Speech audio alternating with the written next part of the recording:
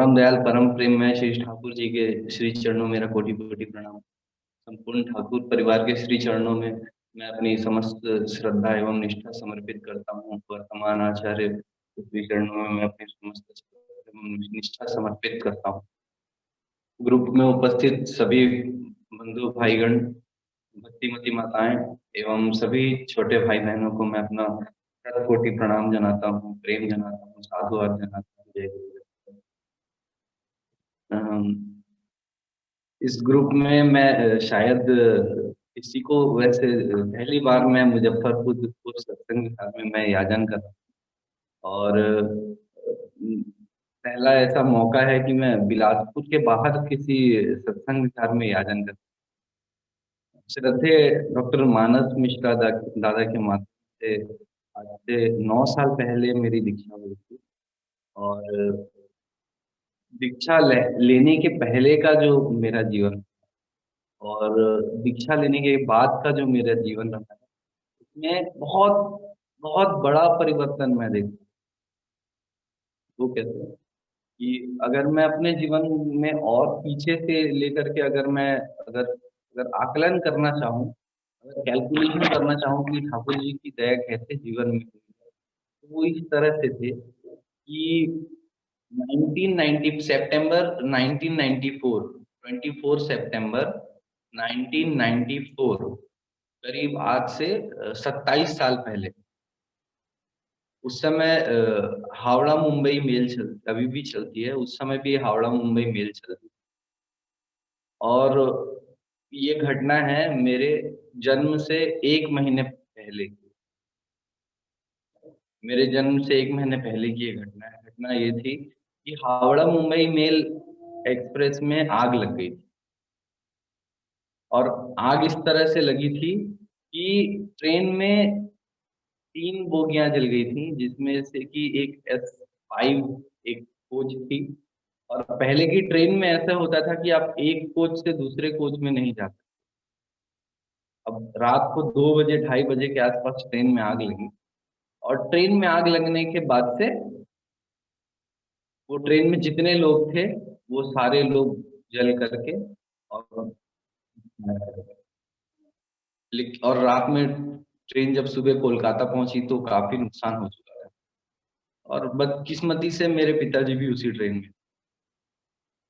तो मेरे पिताजी उस समय चलती ट्रेन से उनको कूदना पड़ा।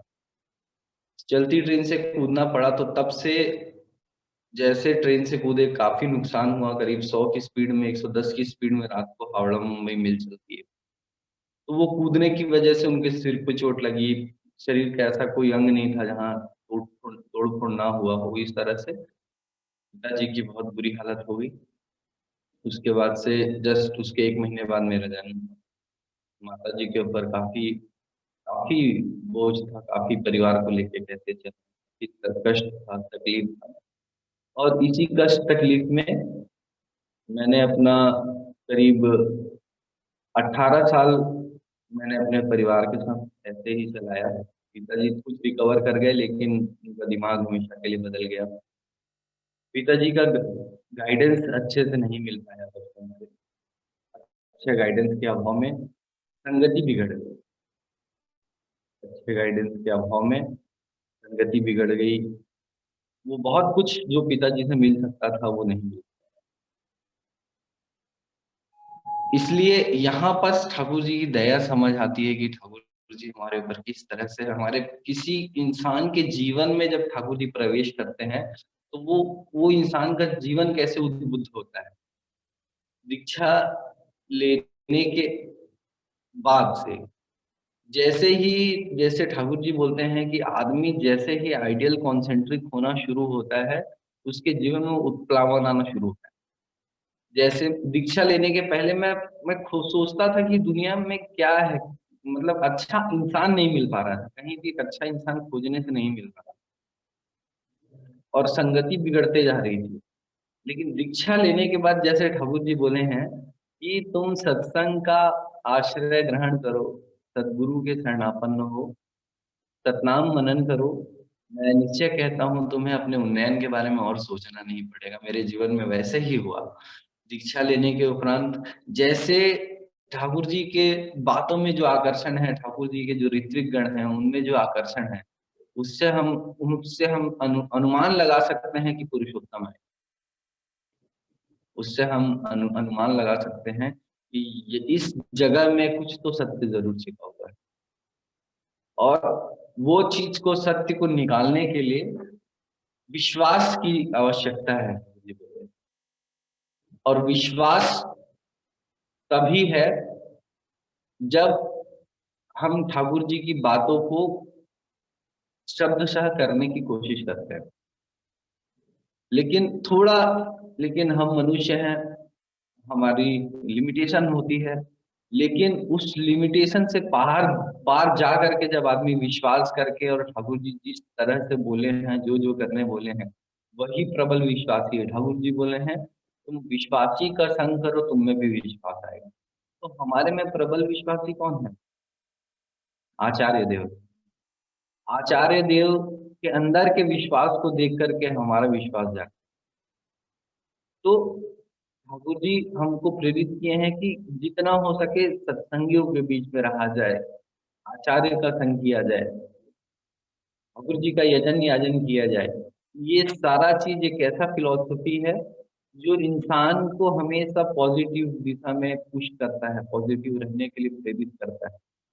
और वो पॉजिटिविटी अगर कोई लेकर के ठाकुर जी के इन नीति नियमों को लेकर के चल रहा है, तो ये मेरा भी एक जीवन का अनुभव रहा है छोटा सा, कि वो जहाँ भी रहेगा, लोगों के दिल में राज करेगा। जी। अगर ठाकुर जी के नीति विधि को थोड़ा भी लेकर के इंसान अगर अपने जीवन में चल रहा है, तो वो जहाँ भी रहेगा, वो लोगों की आंखों का तारा बन के रहेगा। क्योंकि इंसान ढूँढता है, इंसान, मनुष्य, हम भी ढूँढते हैं। एक-एक मनुष्य आज के डेट में एक अच्छा इंसान ढूँढ रहा है कि कहाँ से मिले अच्छा इंसान। और हम सौभाग्यशाली हैं कि हम ठाकुर जी के सत्संग में दीक्षा लिए, और हम जगह-जगह जब हम क्यों उत्साह से भर जाते हैं जब सत्संग में आते हैं। हमको मनुष्य मिलता है वहाँ, हमें इंसान मिलते हैं। और वो इंसान से ही आदमी के अंदर में उसको देख कर के फिर इंस्पिरेशन आता है कि अगर इतने सारे मनुष्य अगर जीवन में अगर बचने बढ़ने का पथ लेकर के आगे बढ़ रहे हैं, तो इसके मूल में कुछ ना कुछ तो सत्य ज़रूर है। ठाकुर जी बोले हैं, जब तुम विश्वास करोगे तो युक्ति तर्क भी तुम्हारा साथ देगा, और अगर अविश्वास करेंगे, तो वही युक्ति तर्क हमको अविश्वास करने में सहयोग करेगा। तो ठाकुर जी का निजी विधि को लेकर के जब हम चलते हैं, तो हम प्रत्येक क्षण में चमत्कार देखते हैं, मिरेकल। विश्वास एक इतना बड़ा चैप्टर है, ठाकुर जी बताए हैं। और तुलसी बड़ौदा ठाकुर जी की बातों को ब्रीफ से बताए हैं कि विश्वास क्या चीज है। हम बात केवल सिर्फ ईश्वर पर विश्वास करने की नहीं है। हम ईश्वर पे विश्वास करते हैं, और उस विश्वास में 1% की भी कमी ना आए। और ठाकुर जी बोले हैं कि विश्वास नहीं होगा तो दर्शन कैसे होगा। लेकिन हमारे जीवन में कष्ट आता है, तकलीफ आता है, समस्या आती है, तो वो विश्वास धीरे-धीरे आदमी का टूटता है। तो हमको विश्वास इस तरह से करना है, इसके लिए यजन, याजन, इष्टवृत्ति, पुश्तैनी, सदाचार, सारा जो नीति विधि ठाकुर जी बोल करके रखे हैं, उसको बहुत अच्छे से करने की ज़रूरत है, और उस पे विश्वास करने की ज़रूरत है। क्योंकि बिना विश्वास के अगर हम सिर्फ पुश करेंगे, तो वो ठाकुर जी के प्रति हम थोड़ा-सा पीछे रह जाएँगे। बात ऐसी है कि मैं बहुत मूर्ख संतान हूँ ठाकुर जी का, जो कि कोई चिंता जिसमें नहीं है। आप लोगों ने अचानक से इस सत्संग में इनवाइट किया, तो इसके लिए मैं बहुत-बहुत आभारी हूँ दादा। और समय का सच में मेरे जीवन में थोड़ा-सा अभी अभाव चल रहा है। करीब अभी 14-15 घंटे की अभी ड्यूटी चल रही है। जी, तो इसके लिए अभी अपना बैचलर रहता हूँ दादा। परिवार से दूर रहता हूँ, अकेले रहता हूँ। तो वो सब चीज़ खाना-वाना पुश्तैनी मैंने 4 साल पहले मैंने ली है। से। तो जीवन में थोड़ा-सा अभाव है दादा समय का। तो इसीलिए अभी तुरंत अपना नाश्ता और खाना दोनों बनाते हुए मुझे अपने ड्यूटी में निकलना है। तो इसके लिए बहुत बहुत धन्यवाद दादा, आप लोगों ने अभी की दो बात बोलने का अवसर दिया।